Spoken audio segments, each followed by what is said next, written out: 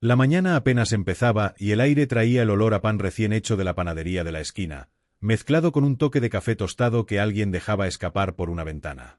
Don Ricardo Mendoza empujó la puerta de su casa para sacar la basura y se quedó inmóvil. La madera vieja y oscura de su portón estaba marcada con un brochazo enorme de pintura fosforescente, un amarillo chillón que parecía gritar contra la sobriedad de la fachada. El líquido corría en chorros torcidos, metiéndose en las grietas como si alguien hubiera querido grabar su humillación a plena vista. No necesitaba adivinar quién. Frente a su casa, el portón de los Rojas estaba abierto. Sebastián, el hijo mayor de Gustavo, sostenía un aerosol con la mano aún manchada, y su hermana Micaela lo grababa con el teléfono, intentando contener la risa. Desde la cocina de esa misma casa se oyó la voz de Lucía, la madre, con tono de burla. A ver si por fin ese portón tiene algo de color. Rió. Parece casa abandonada de película de miedo. Ricardo no dijo nada. Ni una palabra. Dio media vuelta, entró en la casa y buscó un cubo y un cepillo de cerdas duras. Antes de pasar el agua, sacó su viejo teléfono de pantalla resquebrajada y tomó varias fotos. Una del portón entero, otra del brochazo en primer plano, y una más de la esquina donde se veía claramente la etiqueta del bote de pintura olvidado sobre la acera.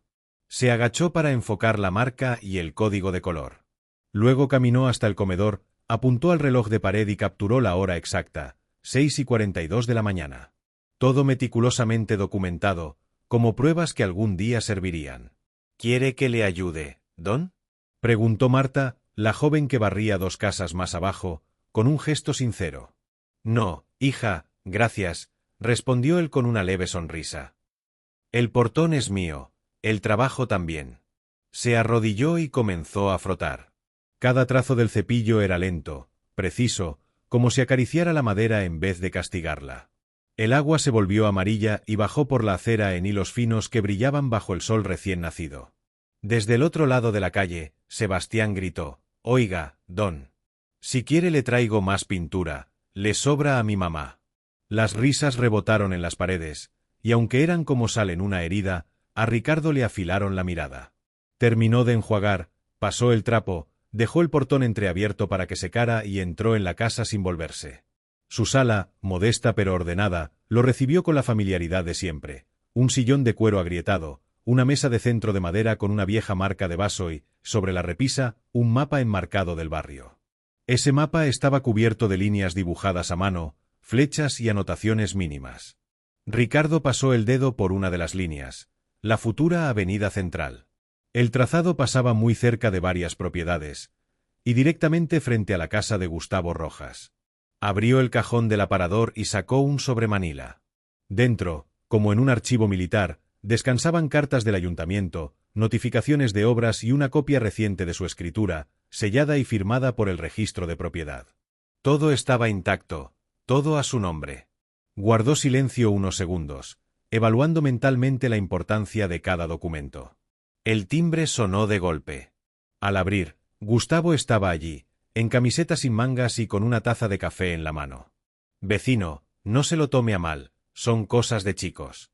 «Ya sabe cómo son», dijo, bebiendo un sorbo como si el gesto sirviera para suavizar la situación. «Mire, si quiere, yo le puedo mandar a pintar todo el portón, así queda como nuevo». Ricardo lo observó unos segundos, midiendo cada palabra antes de pronunciarla. «No se preocupe, Gustavo. Mi portón tiene más historia que esa pintura». Y antes de que pudiera responder, cerró la puerta con suavidad, sin un portazo, pero con la firmeza de quien ha decidido algo. Fue a su escritorio, tomó el teléfono fijo y marcó un número que conocía de memoria. «Armando», dijo cuando escuchó la voz al otro lado. «Soy Ricardo». «¿Ricardo? ¿Y esa voz tan temprano? Hoy amanecí con color nuevo en mi casa. Y creo que es hora de ponerle color nuevo al barrio. Dime dónde nos vemos». Colgó y guardó el sobremanila bajo el brazo. Se acercó de nuevo al portón. Sebastián y Micaela ya no estaban, pero la mancha amarilla seguía ahí, seca en algunos bordes, brillante en otros, como un recordatorio. Pasó los dedos por una zona limpia de la madera y, por primera vez en mucho tiempo, sonrió mostrando los dientes. No había rabia en esa sonrisa, sino un plan que empezaba a tomar forma. En la acera de enfrente, Lucía charlaba con una vecina, erguida como una reina en su trono improvisado. Al verlo, levantó una ceja y dijo con fingida cortesía: «Vecino. Si quiere, le presto a mis chicos para que le den otra mano». «No hace falta, Lucía», respondió él con voz tranquila. «Yo me arreglo solo. Siempre me he arreglado solo». Cerró el portón, giró la llave despacio, y el clic del cerrojo sonó distinto, como el comienzo de una maquinaria que llevaba tiempo parada. Afuera, el barrio seguía con su rutina. El sonido de las escobas, el panadero en su bicicleta, un perro ladrando a lo lejos. Adentro, Ricardo ya había empezado a mover las primeras piezas. Y en algún lugar detrás de esa calma meticulosa, el eco de las risas matinales se transformaba en la cuenta regresiva de algo que cambiaría el equilibrio de la calle para siempre. El barrio San Miguel tenía memoria corta y lengua larga. Para la mayoría, don Ricardo era el viejo del portón feo, un hombre que vivía solo, siempre con la misma camisa gastada y los zapatos remendados. Pocos recordaban que en su juventud había sido contratista y que conocía de memoria cada plano y cada calle del distrito. Esas historias se habían borrado con el tiempo, sustituidas por las nuevas fachadas, las reuniones de vecinos y los chismes que Lucía, su vecina de enfrente, repartía como si fueran dulces. Gustavo, el marido de Lucía, había llegado al barrio hacía 10 años de paso, o eso dijo. Compraron la casa frente a la de Ricardo con un crédito que todavía los asfixiaba. Durante las primeras semanas, Gustavo fue cordial, saludaba con una sonrisa, pedía prestadas herramientas y hasta aceptaba algún café en la cocina de Ricardo. Pero la cordialidad se evaporó cuando señaló con gesto casual la franja de terreno junto a la casa de Ricardo y comentó: «Podríamos hacer un garaje ahí. Hasta te pago algo simbólico». «No está en venta, Gustavo», respondió Ricardo, sin levantar la voz ni el ceño. Esa frase cortó el tono amistoso y marcó una línea invisible. Desde entonces, Gustavo se convenció de que ese viejo no necesitaba tanto espacio y que tarde o temprano cedería. Lucía alimentaba la idea en las reuniones de vecinos. Si limpiáramos el terreno del viejo, el barrio se vería mucho mejor, decía, mirando alrededor para medir el efecto de sus palabras. Algunos reían, otros callaban, pero nadie la contradecía. Los hijos crecieron con esas frases como ruido de fondo. Sebastián y Micaela aprendieron rápido que podían burlarse de Ricardo sin consecuencias. Dejaban su basura en su vereda, pateaban la pelota contra su portón y una vez arrancaron flores de su jardín para decorar una fiesta escolar. Ricardo nunca levantó la voz. Si alguien le preguntaba, respondía con un encogimiento de hombros. Su silencio, sin embargo, no era resignación. Cada ofensa quedaba archivada en su memoria con fecha y hora, como si las anotara en un cuaderno invisible. Una tarde calurosa, Sebastián lanzó un frisbee que cayó en el patio de Ricardo. Tocó el portón sin ganas. «Oiga, don, ¿puede devolverlo?», gritó. Ricardo fue por el disco, se lo entregó sin prisas y dijo: «De nada, Sebastián». Su mirada, sin embargo, se detuvo un instante en el aerosol amarillo que sobresalía del bolsillo del muchacho. Dentro de su casa había un cuarto que nadie en el barrio conocía. Las paredes estaban cubiertas de mapas antiguos y nuevos del municipio, con líneas trazadas a mano y notas escritas con letra pequeña. En una repisa descansaban carpetas etiquetadas: escrituras, ayuntamiento, proyectos. Cada tanto llegaban cartas oficiales que él leía con calma antes de guardarlas. Una de las más recientes anunciaba la construcción de la Avenida Central, una obra que transformaría el tránsito y dispararía el valor de las propiedades. Según los planos, esa avenida pasaría justo frente a su casa y también a la de Gustavo. El terreno baldío de Ricardo se convertiría en la llave de acceso para la maquinaria pesada y, más tarde, para el flujo comercial. Él lo sabía y lo protegía como se cuida un as bajo la manga. Mientras tanto, Lucía seguía con su campaña de desprestigio. «Mira ese portón, todo viejo. Seguro ni tiene escritura», comentó a una vecina mientras barría la acera. «Cuando se muera, ese terreno será de alguien que lo aproveche». La vecina no respondió, pero tampoco la corrigió. Esa noche, Ricardo sacó una libreta de tapas negras y anotó: «Faltan 6 meses para la licitación. Terreno de Gustavo igual a punto de acceso. Confirmar con Armando». Don Armando era su viejo amigo y el único que conocía cada uno de sus planes.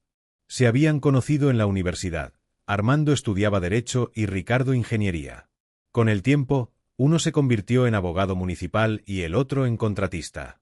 Sus caminos se separaron, pero nunca rompieron el contacto. Una vez al mes se reunían para jugar dominó, recordar viejos casos y compartir un trago fuerte. Esa semana, Ricardo decidió adelantar la visita. Tomó el teléfono y marcó sin mirar.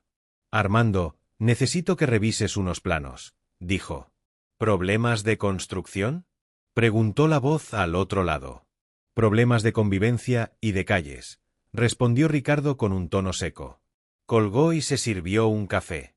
Afuera, el barrio parecía tranquilo. Un perro dormía a la sombra, un niño rodaba en bicicleta, el panadero saludaba desde la esquina. Pero él sabía que esa calma era apenas la superficie. Pronto, las piezas empezarían a moverse. Porque el silencio, igual que las calles, se podía trazar. Y en ese tablero, él ya tenía la pluma en la mano. El café La Esquina de Oro estaba medio vacío aquella mañana. El aroma a pan dulce recién horneado se mezclaba con el sonido suave de una radio vieja que tocaba boleros.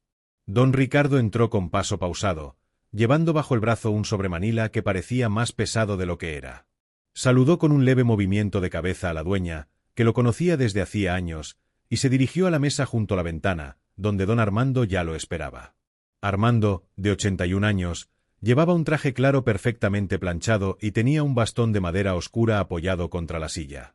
Sus gafas de montura fina enmarcaban unos ojos vivos, brillantes, con la picardía intacta de los viejos abogados que nunca se retiraron del todo. «Ricardo», dijo, levantándose para estrecharle la mano. «Siempre puntual, como cuando entregábamos planos en la universidad». «Y tú, siempre impecable», respondió Ricardo, dejando el sobre la mesa con un gesto medido. Pidieron 2 cafés negros y una canasta de bollos de canela. Cuando el camarero se alejó, Ricardo abrió el sobre y desplegó varios documentos: mapas impresos, fotocopias de escrituras y una carta del ayuntamiento con el sello oficial todavía fresco. Armando ajustó las gafas y se inclinó hacia adelante. «Veo que no me llamaste solo para ponernos al día». «No», respondió Ricardo, señalando el mapa principal. «Aquí. La futura Avenida Central. Esta línea roja es el trazado oficial. Y este punto aquí», golpeó con el dedo sobre un rectángulo sombreado, «es mi terreno». Armando siguió con el dedo la línea hasta que llegó a una intersección. «Y el acceso pasa justo frente a la casa de Gustavo Rojas», dijo, levantando la vista con una sonrisa ladeada. «Exacto». Ricardo apoyó las manos sobre el mapa. «Ellos llevan años queriendo quedarse con mi franja de tierra. Primero con amabilidad, luego con burlas. Esta mañana, sus hijos pintaron mi portón de amarillo fosforescente. Lucía lo celebró como si fuera un regalo, y Gustavo lo minimizó. Armando dejó escapar una risa breve, más irónica que divertida. Y tú llevas años dejándolos creer que pueden. El silencio no es permiso, Armando. El silencio es tiempo. Y el tiempo, en las manos correctas, es un arma». Ricardo tomó un sorbo de café y volvió a mirar el mapa. «La obra empieza en 6 meses. La empresa necesitará un acceso amplio para maquinaria pesada. Si el único acceso viable pasa frente a la casa de Gustavo, podemos establecer una servidumbre de paso», completó Armando, usando el término legal. «Si el ayuntamiento y la empresa lo avalan, cualquier intento de bloquear el acceso sería ilegal». Ricardo asintió. «Mientras tanto, Gustavo y su familia tendrán que vivir con la idea de que cada camión, cada retroexcavadora y cada hornada de cemento pasará por su puerta. El ruido y el polvo harán el resto. Hasta que él venga a ti», dijo Armando. «Y cuando lo haga, le pondremos precio a la tranquilidad. El precio no será solo en pesos», añadió Ricardo, mirando por la ventana. Armando lo observó unos segundos. «Siempre fuiste un ingeniero con alma de ajedrecista. Y tú, un abogado con gusto por las partidas largas», respondió Ricardo, esbozando una sonrisa. Pasaron la siguiente hora afinando detalles. Revisaron las fechas de licitación, las cláusulas posibles y las firmas necesarias. Armando se encargaría de las llamadas iniciales al ingeniero Velasco, responsable del proyecto, para que todo quedara cubierto en el marco legal. Ricardo, por su parte, mantendría su rutina de siempre, sin dar señales de que algo estaba en marcha. La clave era la calma, la apariencia de normalidad. Antes de despedirse, Armando se inclinó hacia él. Ricardo, esto no es venganza barata. Es un recordatorio de que la dignidad no se negocia. Lo sé, dijo Ricardo. Por eso quiero hacerlo bien. Pagaron la cuenta, salieron al sol tibio de la mañana y caminaron juntos hasta la esquina. Allí, Armando le dio una palmada en el hombro. Te llamaré en 2 días. Prepárate para la primera jugada. Ricardo lo vio alejarse con paso firme, el bastón marcando un ritmo seguro. Luego miró hacia su casa, al otro lado de la calle, donde el portón aún tenía rastros amarillos en las grietas de la madera. El brillo del color, ahora seco, le recordó que cada afrenta era también un punto de partida. En la acera de enfrente, Micaela barría sin mucho interés. Al verlo, hizo un gesto burlón, como pintando algo en el aire. Ricardo le devolvió una leve inclinación de cabeza, sin alterar su expresión, y siguió su camino. Si todo salía como planeaba, pronto esa misma calle tendría otra clase de pintura, las marcas oscuras y profundas de los neumáticos de camiones pasando día y noche. Mientras subía los escalones de su porche, una idea se le instaló con fuerza. Había llegado el momento de dejar de esperar y empezar a mover las piezas en serio. Y en esa partida, él jugaba con la ventaja del que conoce el tablero desde antes de que los demás supieran que estaban jugando. El domingo amaneció con un cielo despejado y un aire fresco que anunciaba el calor que llegaría después del mediodía. La luz dorada bañaba la plaza central, donde los artesanos empezaban a montar sus puestos para la feria mensual. El sonido metálico de las estructuras, el olor a café recién hecho y a pan horneado creaban una atmósfera viva, de esas que para muchos era simple rutina, pero para Ricardo se había convertido en tradición. Como cada mes, llegó temprano cargando una caja de frascos de miel casera. Era más un ritual que un negocio. Desde que Elena, su difunta esposa, estaba viva, ambos disfrutaban de esas mañanas. Él ofrecía degustaciones, y ella, con su risa cálida, se dedicaba a conversar con los vecinos y a hacer que todos se sintieran bienvenidos. Desde su ausencia, Ricardo había mantenido la costumbre, aunque el gesto tuviera ahora un matiz de silencio. Escogió un lugar bajo la sombra de un jacarandá. La luz que se filtraba entre las hojas proyectaba sombras irregulares sobre su mesa. Acomodó los frascos en filas exactas, de mayor a menor tamaño, cuidando que las etiquetas quedaran rectas. Colocó en un lado una bandeja con trozos de pan para probar la miel. Se tomó unos minutos para observar cómo el resto de los vendedores desplegaba sus mercancías. Manteles de colores, joyería artesanal, cestas con frutas, figuras de madera. La vida del barrio se mostraba en esos detalles.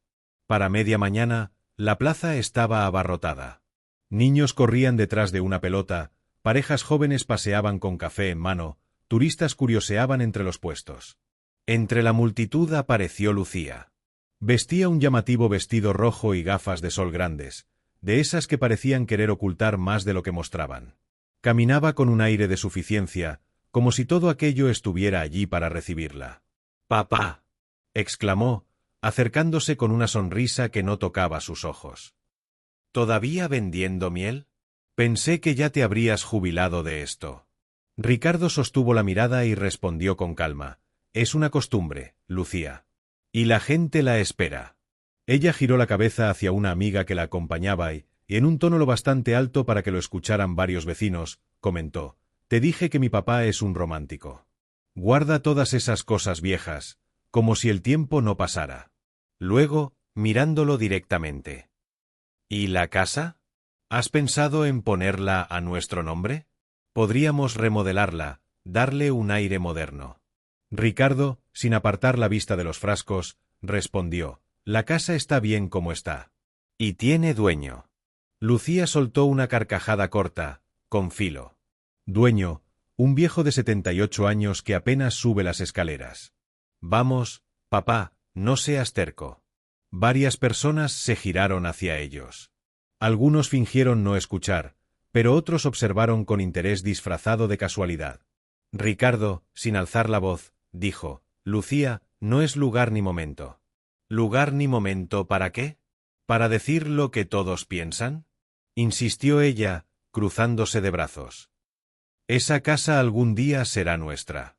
Mejor antes de que se caiga a pedazos, o de que tú te caigas por las escaleras».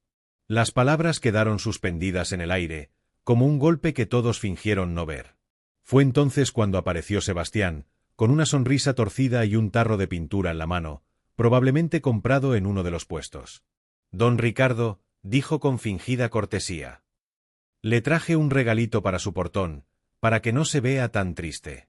Lucía se rió. Mira, Seba, mi papá se está poniendo rojo. Ricardo lo observó fijamente. Ni lo intentes, Sebastián. ¿O qué, don? Preguntó el muchacho, acercándose medio paso, como tanteando el límite. O te vas ahora y olvidas que quisiste hacerlo, respondió Ricardo, con una calma cortante. Sebastián bufó, recogió el tarro y se alejó entre risas. Lucía, sin embargo, mantuvo su media sonrisa. Siempre tan dramático, papá. No entiendo por qué te aferras a todo como si fuera tuyo para siempre. Ricardo cerró la caja de miel con un gesto lento y empezó a guardar los frascos. Terminé por hoy, dijo sin mirarla. Ay, no te ofendas. Era solo una broma, replicó ella, pero su tono dejaba claro que no esperaba respuesta. El camino de regreso a casa le pareció distinto. No era el mismo que había recorrido tantas veces cargando la caja de miel. Sentía una determinación fría, ajena a la rabia o a la tristeza. Era la certeza de que había llegado el momento de dejar de tolerar y de pasar a la acción. Aquella sería la última vez que permitiría que lo humillaran en público. Al llegar, dejó la caja sobre la mesa, sirvió café y, tras un sorbo, abrió su cuaderno de notas. En la primera página, escribió con letra firme, Operación, última partida. Debajo, 3 puntos. 1. Confirmar servidumbre de paso con Armando. 2. Contactar con Velasco para acelerar fechas. 3. Preparar documentación de títulos. Cerró el cuaderno, apoyó ambas manos sobre la tapa y respiró hondo. Afuera, el barrio seguía con su vida, sin sospechar que el viejo terco acababa de poner en marcha una jugada que cambiaría el equilibrio de la calle para siempre.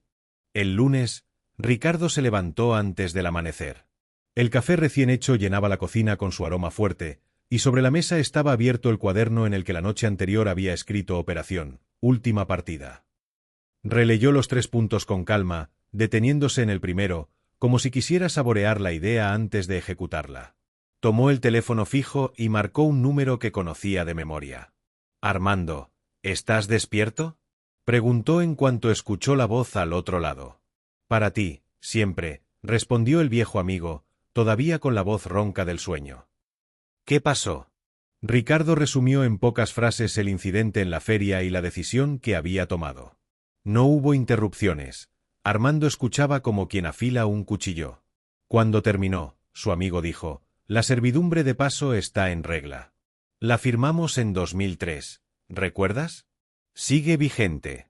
Si quieres, puedo bloquear el acceso desde mi terreno en cualquier momento. Eso es exactamente lo que necesito, contestó Ricardo. Pero haremos que parezca algo casual, nada premeditado. Colgó y pasó al segundo punto de su lista. Llamó a Velasco, un abogado de confianza y viejo amigo de Elena. Velasco, necesito que revises los papeles de la casa y del terreno. Y que aceleres la transferencia parcial de la que hablamos el año pasado. ¿Puedo saber por qué la urgencia? Preguntó el abogado. Porque me cansé, respondió Ricardo, y su tono cortante dejó claro que no habría explicaciones adicionales. A las 9 en punto, Sebastián intentó entrar con su camioneta por el callejón lateral que pasaba junto a la propiedad de Armando. Se encontró con una cadena gruesa y un cartel improvisado, acceso cerrado por mantenimiento. Tocó la bocina con insistencia. Armando apareció en la puerta, limpiándose las manos con un trapo. ¿Problemas, Seba? Preguntó con voz tranquila. Sí, esta cadena. Tengo que pasar. No hoy. Estoy reparando el suelo, dijo Armando, sin ofrecer más detalles. Sebastián masculló algo y dio media vuelta. El rodeo que tendría que dar le haría perder tiempo y paciencia. Para él, era una molestia pasajera. Para Ricardo, era la primera pieza del tablero moviéndose. Desde la ventana de su cocina, Ricardo observaba todo.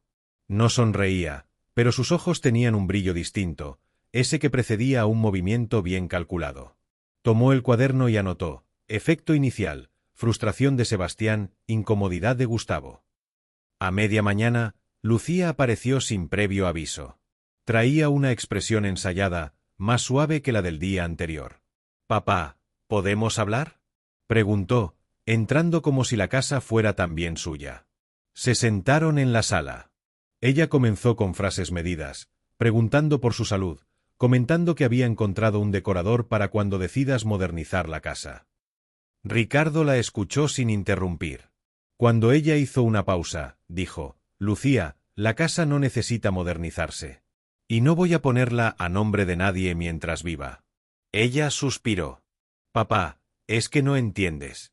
«Entiendo perfectamente», la cortó. «Y si sigues insistiendo, vas a entender tú también algunas cosas». Lucía frunció el ceño. «¿Es una amenaza?». «Es una advertencia», respondió con serenidad. La conversación se cortó ahí. Lucía se levantó y se marchó con pasos secos. Ricardo volvió al cuaderno y dibujó un círculo alrededor del segundo punto. Velasco, preparar carpeta legal. Al día siguiente, Gustavo lo interceptó frente a la carnicería. «Ricardo, ¿sabes algo de la cadena en el callejón? Mi hijo dice que Armando la puso, pero eso nos afecta a todos. Es su terreno». «Está en su derecho», respondió Ricardo, examinando la vitrina de carne como si la conversación fuera irrelevante. «Sí, pero podrías hablar con él». «Lo haré cuando sea el momento», dijo, y se alejó con paso tranquilo. Por la tarde, Velasco llamó. «Los documentos están listos. Podemos presentar la modificación de propiedad mañana mismo». «Hazlo», ordenó Ricardo. «Y asegúrate de que la notificación les llegue por las vías oficiales». Esa noche, sentado en su escritorio, Ricardo abrió viejas carpetas con escrituras, planos y copias de contratos. El olor del papel antiguo y el sonido de las hojas al pasar le recordaban que la paciencia había sido siempre su mejor arma. Sonrió para sí. En esta partida, apenas había movido el primer peón, pero ya podía sentir el peso de las jugadas que vendrían. La cadena en el callejón, que al principio parecía una simple molestia, pronto empezó a convertirse en un verdadero problema para Gustavo y Sebastián. El primer día lo tomaron con fastidio, convencidos de que Armando quitaría el obstáculo en cuanto terminara lo que fuera que estuviera reparando. El segundo día ya notaron las consecuencias. 2 camiones con material de construcción para el negocio de Gustavo tuvieron que desviarse varias calles, atravesar una avenida congestionada y esperar casi media hora más para descargar. El tercero, uno de los clientes habituales, se quejó por la tardanza y dejó claro que, de repetirse, buscaría otro proveedor. El murmullo de que algo pasaba en esa esquina comenzó a correr entre los vecinos y los transportistas. Algunos lo comentaban con curiosidad, otros con un dejo de diversión, como si esperaran ver en qué acabaría la situación.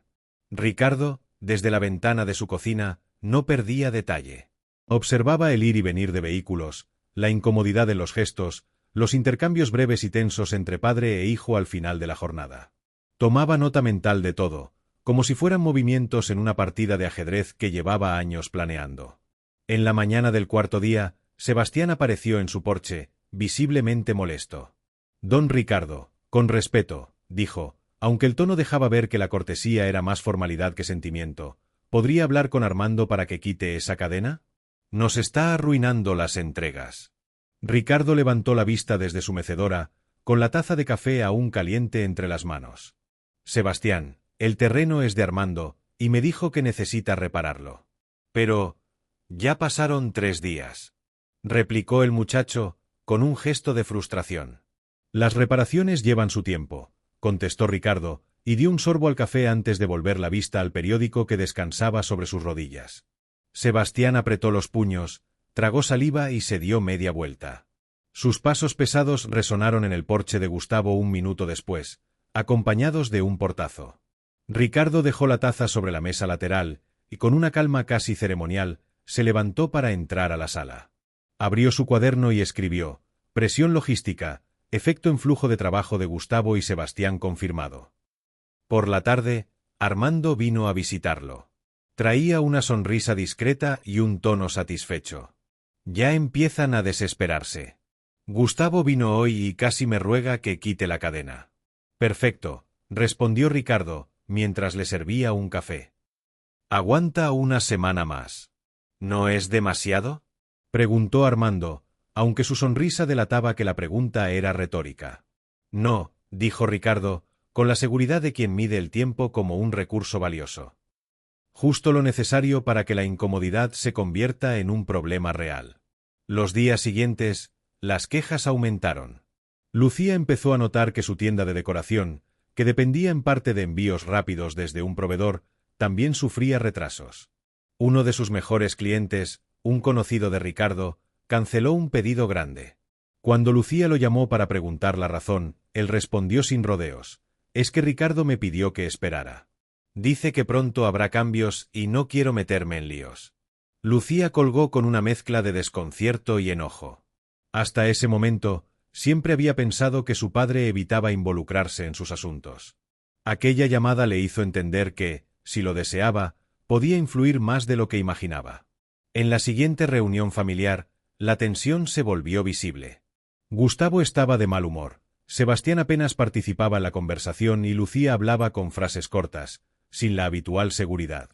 Ricardo, en cambio, parecía más tranquilo que nunca. Comía despacio, hacía comentarios neutrales y dejaba que el silencio llenara los huecos. En un momento, Gustavo no aguantó más. «¿Vas a decirnos qué está pasando o vamos a seguir jugando a este jueguito?» Ricardo dejó los cubiertos sobre la mesa, lo miró fijo y respondió: «No es un juego, Gustavo. Es una lección». «¿Lección de qué?», preguntó él, casi con desprecio. «De respeto», dijo Ricardo, y volvió a tomar los cubiertos como si nada. El resto de la cena transcurrió en un silencio espeso. Nadie más intentó sacar el tema. Esa noche, mientras se acomodaba en su sillón favorito, Ricardo recibió una llamada de Velasco. «Los documentos están listos. Si quieres, mañana mismo puedo presentar la modificación de propiedad». «Hazlo», ordenó Ricardo. «Y asegúrate de que ellos se enteren por las vías oficiales». A la mañana siguiente, Gustavo y Lucía recibieron en sus respectivos buzones una notificación legal. En ella se informaba que parte del terreno donde planeaban ampliar sus negocios había sido transferida a un fideicomiso administrado por un tercero, elegido por Ricardo. El documento estaba sellado y firmado, sin margen para interpretaciones. Lucía llegó a casa de su padre esa misma tarde, con el sobre aún en la mano. «¿Qué significa esto? ¿Por qué haces esto, papá?», preguntó, intentando controlar el tono. Ricardo la miró desde la mesa donde estaba revisando papeles. «Porque me cansé de ser invisible en mi propia vida. Y porque ustedes confundieron paciencia con debilidad». Ella abrió la boca para responder, pero no encontró las palabras. Finalmente, dejó el sobre la mesa y se fue sin despedirse. Gustavo, por su parte, optó por la confrontación indirecta. Comentó a varios vecinos que el viejo estaba haciendo maniobras para entorpecer su trabajo, pero la reacción no fue la que esperaba. Algunos encogieron los hombros, otros sonrieron con una mezcla de curiosidad y aprobación. Era evidente que Ricardo no estaba tan solo como ellos habían querido creer. Mientras tanto, Armando seguía cumpliendo su parte. Mantenía el callejón cerrado, citando trabajos de mantenimiento a quien preguntara. Los transportistas ya habían incorporado el desvío en sus rutas, y cada minuto extra de viaje se traducía en pérdidas para Gustavo y Sebastián. Ricardo, lejos de alardear, mantenía su rutina. Paseaba por el barrio como siempre, saludaba a los vecinos y pasaba las tardes cuidando su jardín. Pero detrás de esa fachada tranquila, la estrategia avanzaba como un río subterráneo, erosionando poco a poco el terreno bajo los pies de sus vecinos. Al final de la segunda semana, la presión era evidente. Gustavo empezó a hablar con un tono más contenido, Lucía redujo sus visitas y Sebastián evitaba el contacto visual. Ricardo sabía que el cerco se estaba cerrando, y que cada día que pasaba los llevaba un paso más cerca de lo que realmente quería. No solo recuperar el respeto, sino dejar claro que él era quien decidía cómo se jugaba en esa calle. Esa noche, mientras anotaba en su cuaderno, etapa 1, completa. Efecto, aislamiento y desgaste. Siguiente paso, oferta de salida. Ricardo sonrió. No era la sonrisa de la venganza inmediata, sino la de un hombre que, después de años de silencio, había vuelto a tomar las riendas del juego. El calor de la tarde se colaba por las persianas cuando Ricardo escuchó el golpeteo rápido en su puerta. Al abrir, Se encontró con Gustavo y Lucía, juntos, parados en el porche como si estuvieran a punto de dar un discurso. Gustavo llevaba una carpeta de plástico bajo el brazo, y Lucía sujetaba una botella de vino que parecía elegida más para impresionar que para agasajar. «Buenas tardes, don Ricardo», empezó Gustavo, forzando una sonrisa. «¿Podemos pasar?» Ricardo se hizo a un lado sin decir palabra. Sabía que esa visita no era de cortesía. Los condujo hasta la mesa del comedor, un espacio modesto pero siempre impecablemente ordenado. Gustavo se sentó de inmediato, como queriendo tomar la iniciativa, mientras Lucía colocaba la botella sobre la mesa, sonriendo con un aire que buscaba suavizar el ambiente. «Queríamos hablar», comenzó Lucía, cruzando las manos. «Creemos que es momento de resolver esto como vecinos». Ricardo arqueó una ceja. ¿Esto? Sí, todo este asunto con el callejón cerrado, los retrasos, las notificaciones. Gustavo abrió la carpeta y sacó unos papeles. «Mire, sabemos que tiene sus razones, pero no queremos que la cosa se ponga fea». Ricardo escuchaba en silencio, observando cómo Gustavo pasaba las hojas con gesto seguro, hasta que puso delante de él una propuesta escrita. Querían comprarle la casita, como la llamaban, a un precio que apenas alcanzaba para cubrir un par de años de impuestos y mantenimiento. «Es una oferta justa», dijo Gustavo. «Usted se libra de molestias, se asegura de que la propiedad quede en manos de la familia, y nosotros podemos aprovechar el espacio». Ricardo no contestó de inmediato. Se levantó, fue hasta un estante y regresó con un sobre grande. Lo colocó sobre la mesa y, sin prisa, lo abrió. Dentro había una copia del plano oficial del barrio, con una línea gruesa que marcaba el trazado de la futura avenida central. También incluyó una carta del ingeniero Velasco, responsable del proyecto, confirmando que el acceso principal de maquinaria pasaría por la calle donde se encontraba la casa de Gustavo. «¿Saben lo que es esto?», preguntó, mirando primero a Gustavo y luego a Lucía. «Un plano», respondió él, intentando restar importancia. «Es el camino que tomará todo vehículo pesado que entre o salga de la obra», explicó Ricardo, señalando con un dedo firme. «Y aquí, justo aquí, es su casa». Lucía frunció el ceño. «Y que durante al menos 2 años van a tener camiones, retroexcavadoras y ruido desde las 6 de la mañana hasta la noche. Polvo, vibraciones, incluso cortes de agua y electricidad cuando haya trabajos de conexión. Todo bajo autorización legal». El silencio cayó sobre la mesa. Gustavo hojeó los papeles, como si buscara un error o una oportunidad de contraargumentar. Lucía, en cambio, se recostó en la silla, cruzando los brazos. «Esto suena a amenaza», dijo, con un tono bajo pero cargado de tensión. «No. Suena a información que deberían tener antes de hacer una oferta insultante», respondió Ricardo, con una calma que solo reforzaba el filo de sus palabras. Gustavo intentó recuperar terreno. «Podemos negociar. Aumentar un poco la oferta, por ejemplo». «No estoy vendiendo», replicó Ricardo, y retiró los papeles de la mesa, devolviéndolos al sobre. «Y si algún día lo hago, no será a precio de ganga». Lucía dio un pequeño golpe con la palma en la mesa. «Entonces, ¿qué quiere?» Ricardo la miró directamente. «Respeto. Y que entiendan que yo decido qué se hace con lo que es mío». Se levantó, señalando la puerta con un gesto cortés pero inequívoco. Gustavo y Lucía recogieron sus cosas en silencio. Antes de salir, Gustavo se giró. «No gana nada con esto, Ricardo». «Ya gané», contestó él, cerrando la puerta suavemente detrás de ellos. Quedó solo en la sala, escuchando el eco de sus propios pasos mientras volvía a la mesa. Tomó asiento, abrió su cuaderno y escribió: «Rechazo inicial recibido. Objetivo: incrementar presión para que la contraoferta venga de ellos con urgencia». Durante los días siguientes, intensificó sutilmente su estrategia. Habló con un par de comerciantes del barrio para que priorizaran otros pedidos antes que los de Gustavo y Lucía. No dio órdenes directas ni mencionó nombres en tono amenazante. Bastó con comentarios casuales sobre las molestias que podrían venir con la obra para que algunos se replantearan sus tratos. Mientras tanto, Armando seguía manteniendo cerrado el callejón, y la cadena se había convertido en un símbolo del bloqueo.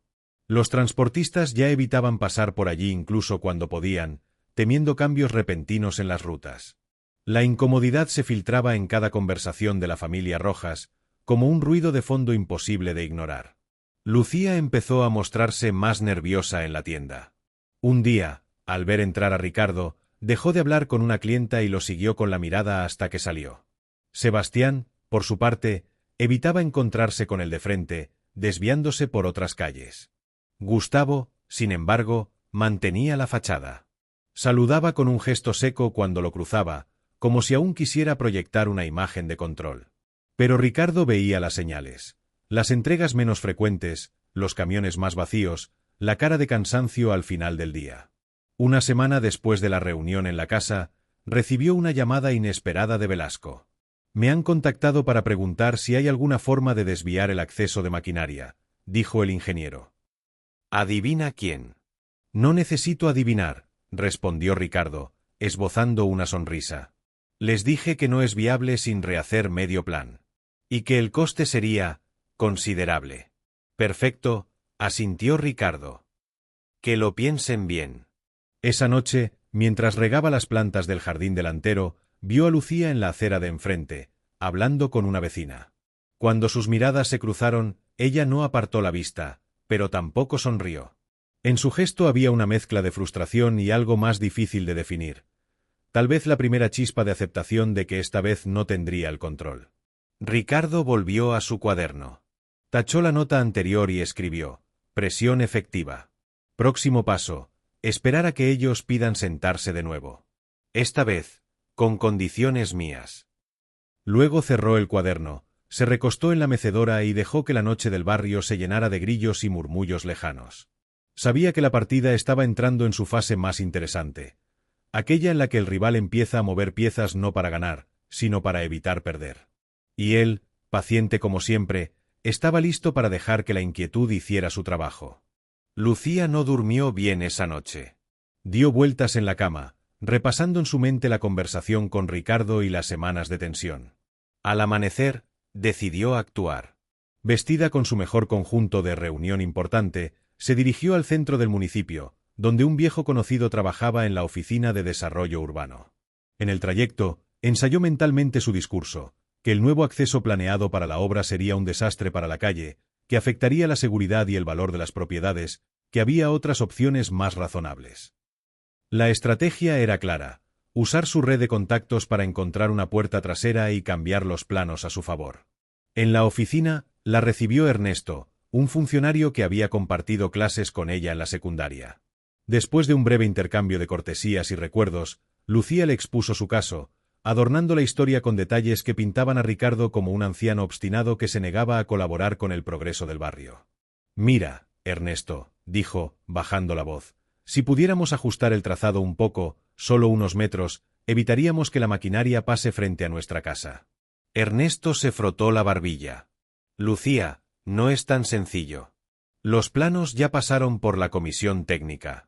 Cambiarlos ahora requiere justificar la modificación y, bueno, sabes cómo funciona, hay que agilizar las cosas». Ella entendió el mensaje al instante. «Dime cuánto y a quién». Pero la sonrisa de Ernesto se desdibujó. «Aunque lo hagas, necesitarás que la empresa constructora esté de acuerdo, y ellos ya tienen un contrato firmado con…» Hizo una pausa breve. «Con tu vecino». Lucía apretó los labios. «¿Y si convenzo a la empresa? Tendrás que moverte rápido. La licitación empieza en 2 meses y cualquier cambio debe estar aprobado antes». Mientras tanto, en otra parte de la ciudad, don Armando estaba sentado frente a un escritorio de roble en su despacho, hablando por teléfono con el ingeniero Velasco. «Velasco, necesito que me confirmes si alguien ha intentado modificar el acceso de obra», preguntó Armando. «Sí», respondió el ingeniero. «Ayer recibí una llamada de alguien del municipio diciendo que había preocupaciones vecinales sobre la ruta. Me lo tomé con calma, pero sé que no es casualidad». «No lo es», dijo Armando con una sonrisa seca. «Lucía está intentando mover las fichas a su favor». Velasco suspiró. «Mira, a mí me interesa que esto avance rápido y limpio. No quiero prensa ni protestas. Si me garantizas que no habrá líos, estoy contigo y con Ricardo». «Eso te lo garantizo», respondió Armando. «Y si intentan forzarte la mano, me llamas primero a mí».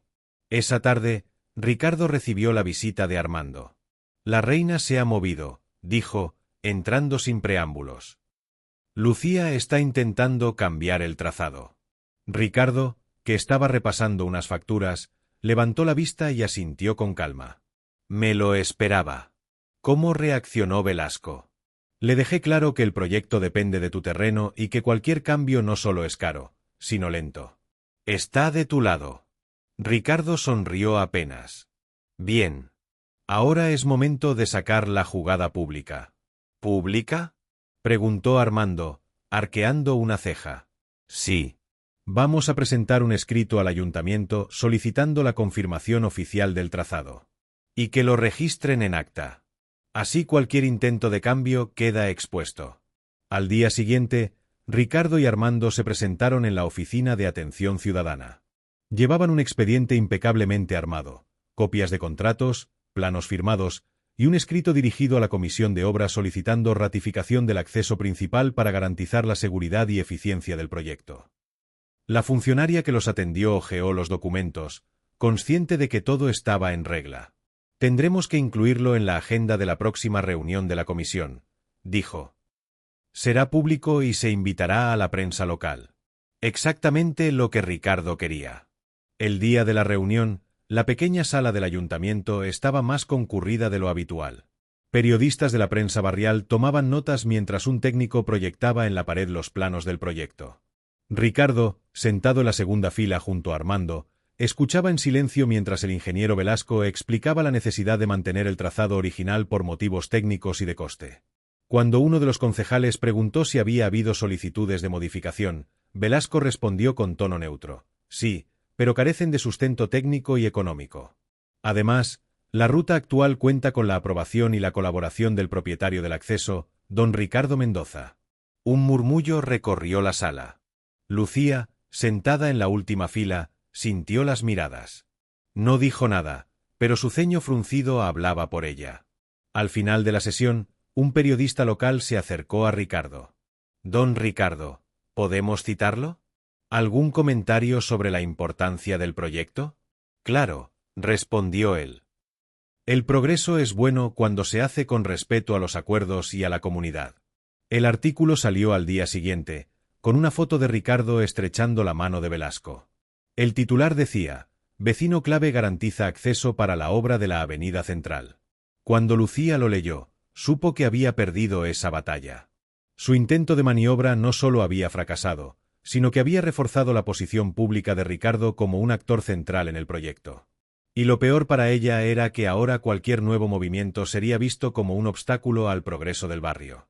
Esa noche, Ricardo actualizó su cuaderno, intento de desvío detectado y neutralizado. Efecto, reforzar imagen pública, consolidar apoyo técnico y político. Siguiente paso, preparar el terreno para negociación final. Luego cerró el cuaderno, se sirvió un café y salió al porche. Desde allí, vio a Lucía cruzar la calle con paso rápido, sin mirar en su dirección. La partida continuaba, pero la ventaja era cada vez más suya. El primer camión de la obra apareció un lunes, a las 6:15 de la mañana. El sonido del motor diésel rompió la quietud del barrio, acompañado por el chirrido de frenos y el golpe metálico de herramientas al chocar unas con otras.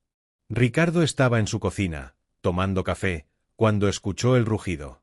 No se apresuró a salir, sabía exactamente lo que estaba ocurriendo. A los pocos minutos, el segundo camión se alineó detrás del primero, y luego un tercero. La calle se llenó de chalecos reflectantes, cascos amarillos y voces que daban órdenes cortas. El aire olía a combustible y polvo húmedo. Gustavo apareció en su porche, todavía en camiseta y pantalones de dormir, con el ceño fruncido. «Oiga», gritó a uno de los conductores. «¿Van a pasar por aquí todos los días?» «Todos los días hasta que termine la fase de cimentación», respondió el hombre, sin dejar de consultar su clipboard. Lucía salió detrás de él, envuelta en una bata de seda. «Esto es una locura», murmuró. «Ni se puede oír la televisión con este ruido». Mientras tanto, Ricardo abrió tranquilamente la puerta de su casa y salió al porche. Saludó con un gesto a uno de los capataces, que se acercó para informarle que todo iba según lo planeado. «Perfecto», dijo Ricardo. Si necesitan agua o café, avísenme. Esa última frase fue pronunciada lo bastante alto como para que Gustavo y Lucía la escucharan. Durante las primeras horas, el tránsito de camiones fue constante. Cada vehículo que pasaba hacía vibrar las ventanas de la casa de los Rojas. El polvo comenzaba a asentarse sobre los marcos de las ventanas y las macetas del porche. A media mañana, Sebastián llegó de la tienda, visiblemente molesto. «Es imposible estacionar, papá. He tenido que dejar la camioneta a 2 calles». Gustavo apretó los dientes y cruzó la calle hacia Ricardo. «Estás disfrutando esto, ¿verdad?». Le soltó sin saludo. «Estoy disfrutando de ver un proyecto importante para el barrio avanzar», respondió Ricardo, sin perder la calma. «Esto no es un proyecto, es un castigo». «El único castigo aquí es el que ustedes mismos se han buscado», contestó, antes de girar y volver a entrar en su casa. Esa tarde, la calle parecía una zona industrial en miniatura. Martillos neumáticos, grúas girando lentamente, obreros midiendo y marcando el pavimento. Los vecinos más alejados observaban desde las esquinas, comentando en voz baja, algunos con aire de complicidad, otros con una mezcla de curiosidad y alivio de no estar en el lugar de los Rojas. Al segundo día, Lucía intentó una táctica distinta. A media mañana apareció en la puerta de Ricardo con una bandeja de galletas. «Podríamos hablar», dijo con una sonrisa forzada. «Quizá encontremos una solución que nos convenga a todos». Ricardo aceptó las galletas, pero no la invitación. «Ahora no es momento de hablar. Vamos a esperar a que la obra avance un poco más». El tercer día, Gustavo ya había perdido la paciencia. Fue a ver a Velasco, el ingeniero, para intentar negociar directamente. Pero Velasco lo recibió con la misma serenidad implacable de Ricardo. «El acceso es el que está aprobado. Cambiarlo implicaría rehacer planos, permisos y licitaciones. Y eso, amigo, es tiempo y dinero que nadie quiere gastar». «Pero el ruido es insoportable», insistió Gustavo. «Las obras siempre son molestas, pero temporales. En cuanto acabe la fase pesada, será mucho más llevadero. Hasta entonces, no hay nada que pueda hacer». Cuando Gustavo regresó a casa, encontró a Lucía limpiando compulsivamente el polvo del porche. La capa fina y gris parecía volver apenas unos minutos después de pasar el trapo. Sebastián, sentado en la escalera, miraba pasar los camiones con una mezcla de rabia y resignación. Al cuarto día, incluso los vecinos más cercanos empezaron a notar el cambio de ánimo en la familia Rojas. La sonrisa forzada de Lucía había desaparecido, sustituida por un gesto tenso. Gustavo hablaba menos y con frases cortas. Sebastián evitaba cruzarse con Ricardo, desviándose por otras calles para no tener que saludarlo. Ricardo, en cambio, mantenía su rutina habitual. Salía a comprar pan por la mañana, cuidaba su jardín al mediodía y se sentaba en la mecedora por la tarde, observando cómo el ruido y el polvo hacían su trabajo. A veces, intercambiaba unas palabras con los obreros, ofreciéndoles un vaso de agua o un café, asegurándose de que todos supieran que él era el vecino que facilitaba las cosas. El viernes por la mañana, el tránsito de camiones se intensificó. Llegaron no solo los vehículos de transporte de material, sino también hormigoneras y un par de excavadoras que fueron estacionadas temporalmente justo frente a la casa de los Rojas. El sonido de los motores al ralentí era un zumbido constante que vibraba en los cristales. Lucía, con los brazos cruzados, observaba desde su ventana, mordiéndose el labio inferior. Esa tarde, cuando el último camión se alejó y el silencio volvió por unas horas, Gustavo cruzó la calle con paso decidido y golpeó la puerta de Ricardo. «Hablemos», dijo, sin rodeos, cuando el viejo abrió. Ricardo lo miró un momento, luego asintió. «Mañana, después del desayuno. Quiero que esté también Lucía». «Estaremos», respondió Gustavo, y se dio la vuelta sin esperar más conversación. Esa noche, Ricardo sacó su cuaderno y escribió: «Presión máxima alcanzada. Próximo paso, poner precio a la tranquilidad». Pasó la página y comenzó a hacer una lista de posibles condiciones: precio de venta, cláusulas de respeto mutuo y algo que anotó en letras mayúsculas: disciplina.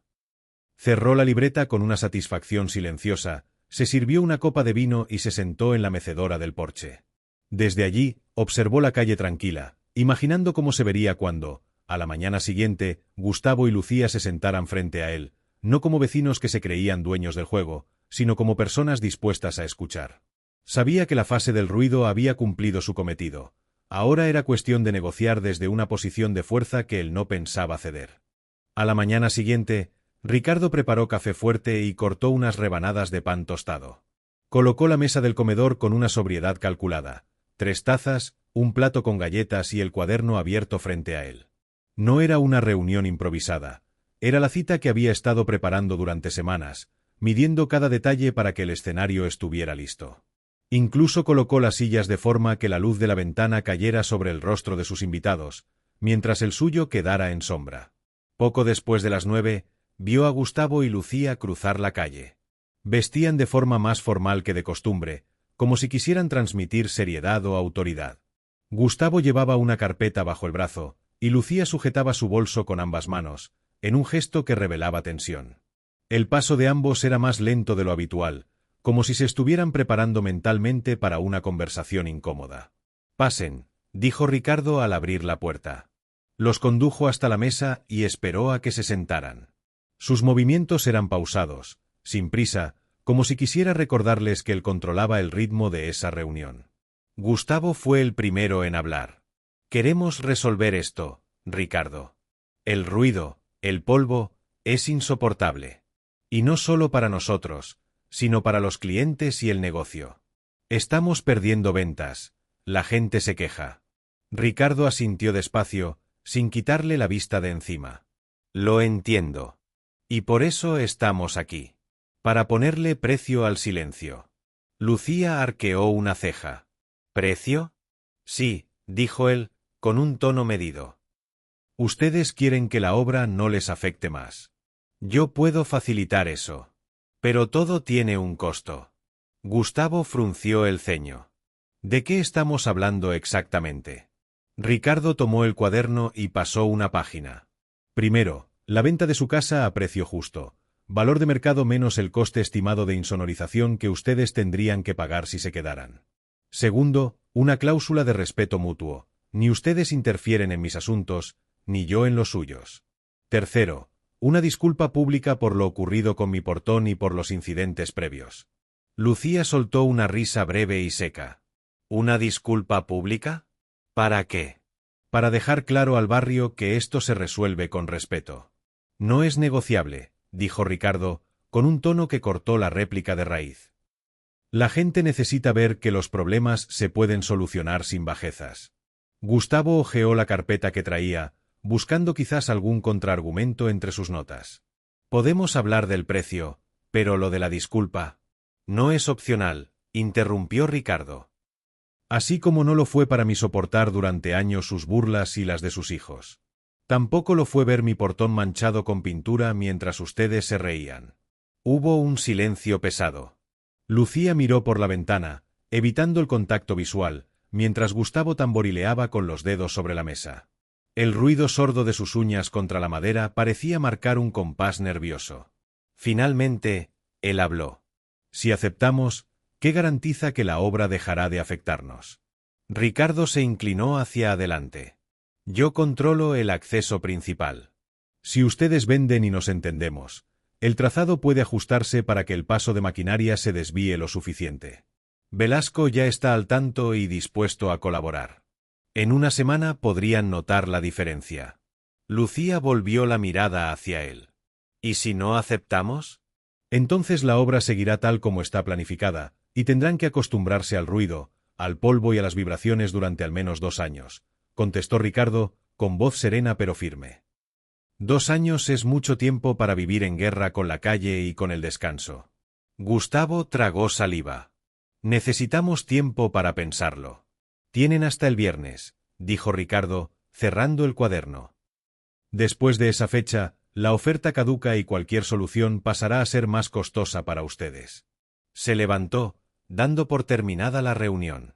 Gustavo y Lucía también se pusieron de pie. Él extendió la mano, pero Ricardo no la tomó. El apretón de manos será cuando lleguemos a un acuerdo, añadió. Salieron sin decir más. Ricardo observó por la ventana cómo cruzaban la calle y entraban en su casa. La postura rígida de Gustavo y el paso más rápido de Lucía le confirmaron que las palabras habían hecho efecto. Luego volvió a sentarse, abrió el cuaderno y anotó: propuesta presentada. Reacción, resistencia inicial, interés latente. Plazo, 3 días. Previsión, aceptarán bajo presión continua. Se sirvió otro café y repasó mentalmente los siguientes movimientos. Sabía que la clave ahora era no mover un dedo más, dejar que el ruido de la calle, el polvo en las ventanas y la incomodidad diaria hicieran el trabajo por él. Era una táctica que conocía bien. A veces, la mejor jugada es dejar que el oponente se desgaste hasta llegar por voluntad propia a tu mesa de negociación. El viernes por la tarde, apenas una hora antes de que venciera el plazo que Ricardo había fijado, se escuchó un golpe firme en su puerta. Al abrirla, vio a Gustavo con la misma carpeta de la reunión anterior, pero el gesto había cambiado. Ya no había desafío en su mirada, sino un cansancio denso, como si la resistencia de los últimos días le hubiera drenado la energía. A su lado estaba Lucía, vestida con un conjunto sobrio, el maquillaje discreto y los labios apretados. Ambos parecían haber ensayado la conversación en silencio mientras cruzaban la calle. «Podemos hablar», dijo Gustavo, con voz más baja que de costumbre, sin el tono altivo que había usado tantas veces. Ricardo se hizo a un lado para dejarles pasar. En la mesa del comedor, como en la vez anterior, estaba su cuaderno abierto y, junto a él, un sobremanila cerrado. Indicó con un gesto las sillas frente a él. El ambiente estaba cargado, pero no de hostilidad, sino de ese tipo de tensión que antecede a una rendición controlada. Lucía fue la primera en romper el silencio. «Escuchamos tu propuesta y aceptamos», dijo, midiendo cada palabra. «Con una condición, que podamos hacer la mudanza sin prisa, para encontrar un lugar adecuado y no irnos a cualquier sitio por salir corriendo». Ricardo asintió lentamente, como si esa concesión ya la hubiera previsto. «Eso es razonable. Les daré 3 semanas, siempre que mantengamos la cordialidad hasta el final». Gustavo abrió la carpeta y le mostró el documento de compraventa ya firmado por ellos. Ricardo lo tomó con calma, revisando cada página, leyendo con atención las cifras, las condiciones y, sobre todo, la cláusula de la disculpa pública. Al llegar a ella, levantó la vista. «¿Entienden lo que significa?», preguntó con voz grave. Lucía bajó los ojos. «Sí. Lo haremos en la próxima reunión de vecinos». «Bien», dijo Ricardo, y firmó el contrato. Luego tomó el sobremanila, lo deslizó por la mesa hacia Gustavo y añadió: «Aquí tienen la copia de mi escritura y el comprobante de la transferencia del pago inicial». Por unos segundos, nadie habló. El trato estaba cerrado y todos lo sabían, pero a los 3 les costaba asimilarlo. Gustavo, rompiendo esa pausa, se levantó y tendió la mano. Esta vez Ricardo la aceptó, aunque lo hizo con un apretón breve, sin la calidez que suele acompañar un acuerdo amistoso. Esa misma noche, Ricardo marcó un número que conocía de memoria. «Velasco, el trato está cerrado. Ajusta el trazado para que el acceso de maquinaria pase por la otra calle tan pronto como ellos se muden. No quiero que quede ni rastro de esta disputa». Las siguientes 3 semanas fueron un espectáculo silencioso para el resto del barrio. Desde los porches y las ventanas, los vecinos observaban cómo la casa de los Rojas se iba vaciando. Camionetas cargadas de muebles entraban y salían, cajas apiladas cubrían el porche, se veían trabajadores embalando, etiquetando, subiendo y bajando escaleras. Incluso los hijos de Gustavo pasaban menos tiempo allí, como si también estuvieran listos para cerrar ese capítulo. La tensión de meses se fue diluyendo poco a poco, reemplazada por una calma expectante. Un lunes por la mañana, después de que el camión de mudanza se llevara el último mueble, una furgoneta blanca se detuvo frente a la casa vacía. De ella bajó una mujer joven de cabello recogido y mirada decidida, acompañada de 2 niños pequeños que observaban todo con una mezcla de timidez y emoción. Era Sol, la maestra de primaria que vivía en un apartamento estrecho a unas calles de allí. Ricardo la esperaba en la acera. «Bienvenida, Sol», dijo, con una sonrisa genuina. «Esta es tu casa ahora». Los niños, sin esperar invitación, corrieron hacia el jardín, examinando cada rincón. Sol los miró con un brillo en los ojos que mezclaba alegría, alivio y un poco de incredulidad. «No sé cómo agradecerle, don Ricardo». «No hace falta. Solo cuida este lugar como si siempre hubiera sido tuyo», respondió él. La casa necesita voces que la llenen de vida. En los días siguientes, la transformación fue evidente. El jardín, antes descuidado, volvió a tener flores. El sonido de las risas infantiles reemplazó el ruido de la maquinaria. Las ventanas se abrían de par en par para dejar entrar la luz de la mañana. Los vecinos, al pasar, saludaban a Sol con curiosidad y simpatía. Incluso quienes habían sido indiferentes a los conflictos anteriores reconocían que la calle se sentía distinta. La reunión de vecinos llegó pronto, y con ella el momento más esperado. Frente a todos, Lucía se levantó y, con el rostro serio, pronunció unas palabras de disculpa. Reconoció que habían tenido enfrentamientos innecesarios y que los conflictos no llevan a nada bueno. Algunos vecinos aplaudieron, otros intercambiaron miradas sorprendidas. Ricardo, sentado al fondo, escuchó en silencio, sin mostrar triunfo ni rencor. No necesitaba hacerlo. Todo el barrio sabía que esas palabras eran parte de un pacto cerrado en privado.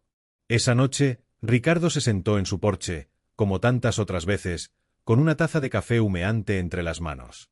Desde allí vio cómo Sol cerraba la puerta de su nueva casa, mientras dentro se escuchaban risas y pasos apresurados.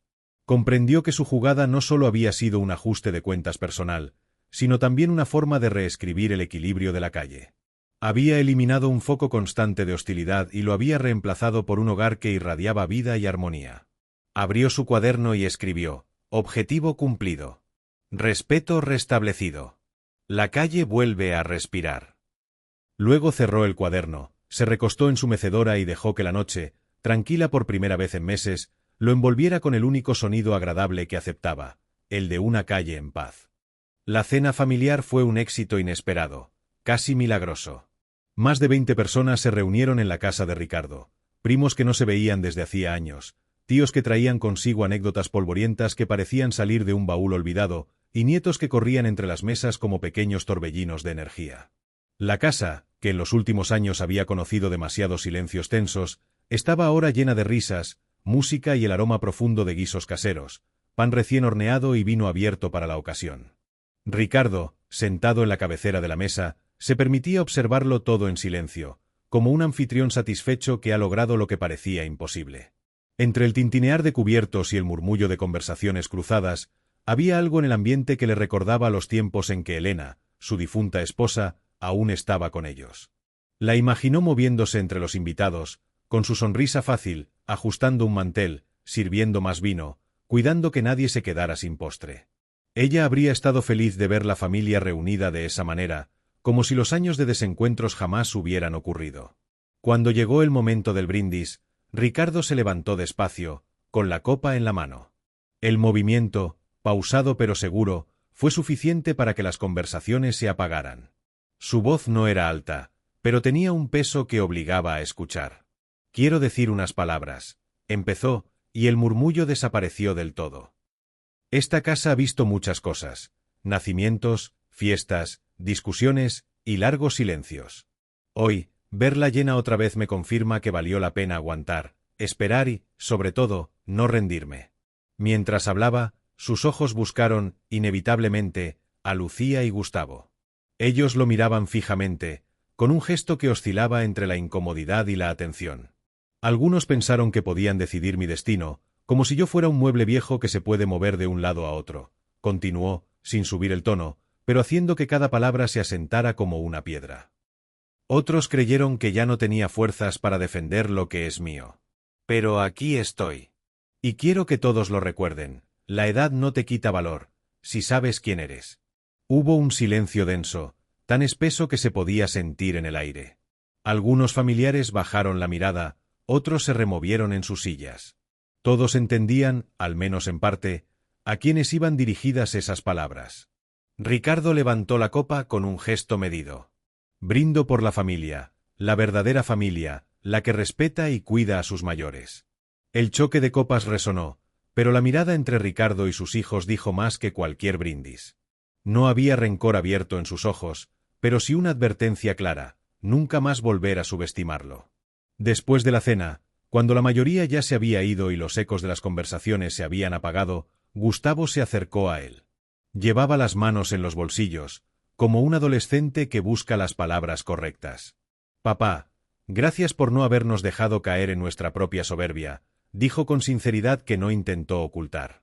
Ricardo lo miró un momento antes de sonreír con suavidad. Todavía están a tiempo de aprender, respondió, y no fue un reproche, sino una invitación. Lucía, que se había quedado un poco rezagada, se acercó después. Lo abrazó, y por primera vez en años, Ricardo sintió que ese abrazo era sincero, libre de cálculo o conveniencia.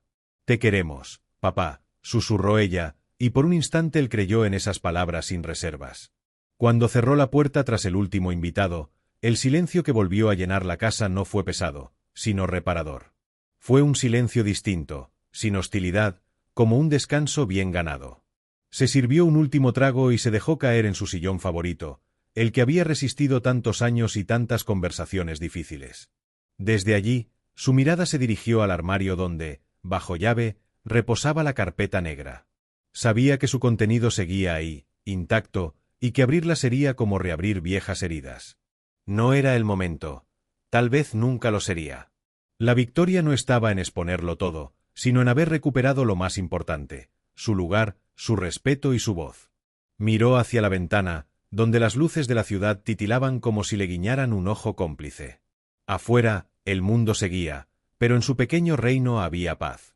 Y entonces, con una media sonrisa que no necesitaba testigos, murmuró para sí: «La última palabra siempre será mía».